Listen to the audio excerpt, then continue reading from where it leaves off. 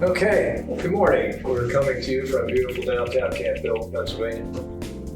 My name is John Rigney, Director of Safety at the Pennsylvania Motor Truck Association, and this is a first in the series, hopefully a series of videos that we're going to broadcast concerning safety items of note.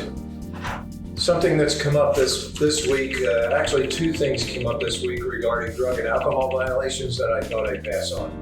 The first one is, I'm sure you remember when the CBD products first came out and when Colorado first allowed recreational use of marijuana. You have to be careful of your random drug tests. You can't smoke marijuana on the weekend and pass your random drug test the following week. It's not going to happen. You just can't do it. Not likely that the federal government will ever remove marijuana from the list of prohibited substances, but stranger things have happened. But the most important thing right now is be mindful of these CBD products. They're not regulated. You don't know how much, if any, THC is in the product to begin with, and because they're not regulated, they're not required to report it. And even if you get it from a, quote, reliable source, the fact is you're probably still going to have THC in it, and you're going to have a problem with your random drug test. Most recently, a driver had this issue who was getting his CBD products from a reliable source, went for a random drug test.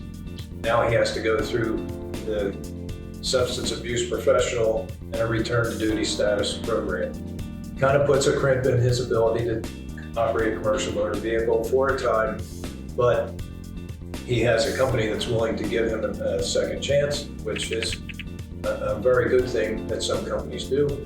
And but still, he has to go through the process, and the companies aren't required to pay for that, so it could be coming out of your pocket.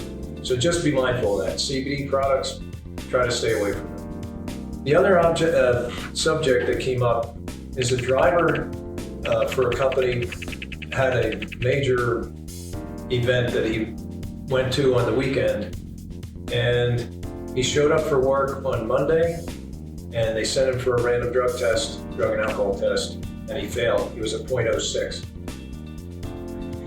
I used to tell all the drivers that I had in orientation and day-to-day meetings in the driver room, if you're going to a major function like a wedding or something out of the ordinary, and you're going to be imbibing pretty heavily, take the next day off. It's not worth taking a chance. .06 means that he has to go through a substance abuse professional and a return to duty process. And again, the company doesn't have to pay for that. And it's all because he overindulged and his liver couldn't process the alcoholic beverages like he normally would, because he did more than what normally his body can handle. So be careful of that. Not saying you don't have to quit drinking or anything like that. Just be mindful, if you're going to imbibe pretty heavily, that it wouldn't be a bad idea to take the next day off just to protect your job.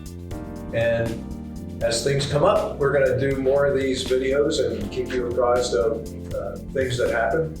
And hopefully you'll tune in and get something out of it. And for that, we're going to sign off.